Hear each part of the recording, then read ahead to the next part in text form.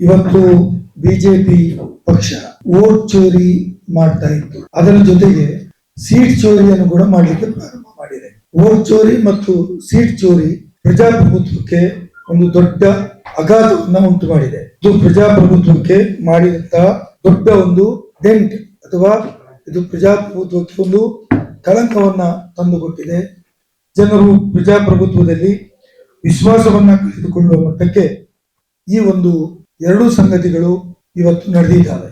ಮಧ್ಯಪ್ರದೇಶದಲ್ಲಿ ಮೀನಾಕ್ಷಿ ನಟರಾಜನ್ ಅವರ ರಾಜ್ಯಸಭೆಯ ನಾಮಪತ್ರ ತಿರಸ್ಕೃತ ಇಡೀ ದೇಶದಲ್ಲಿ ಪ್ರಜಾಪ್ರಭುತ್ವದ ಮೇಲೆ ನಂಬಿಕೆಯನ್ನು ಕಳ್ಕೊಂಡಿದೆ.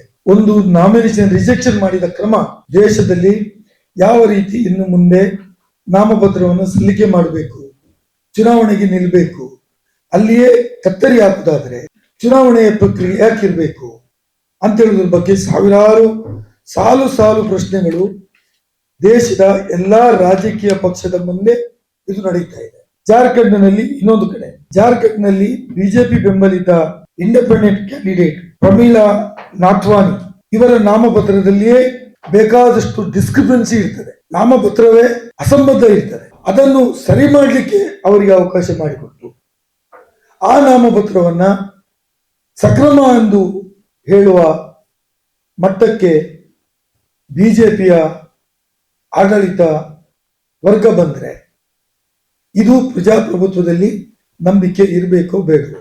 ಇವತ್ತು ಮೀನಾಕ್ಷಿ ನಟರಾಜನ್ ಅವರ ನಾಮಪತ್ರ ತಿರಸ್ಕೃತ ಮಾಡುವಂತಹ ಸಂದರ್ಭದಲ್ಲಿ ಬಿಜೆಪಿಯ ಓರ್ವ ಮಿನಿಸ್ಟರ್ ಚುನಾವಣಾ ಅಧಿಕಾರಿಯಲ್ಲಿ ಕೂತು ಯಾವ ರೀತಿ ಆರ್ಡರ್ ಬರೀಬೇಕಂತ ಡಿಕ್ಟೇಟ್ ಮಾಡ್ತಾರೆ. Virtually that is A political order, not an independent autonomous body, election commission of ಇಂಡಿಯಾದ ಆರ್ಡರ್ ಅಲ್ಲ.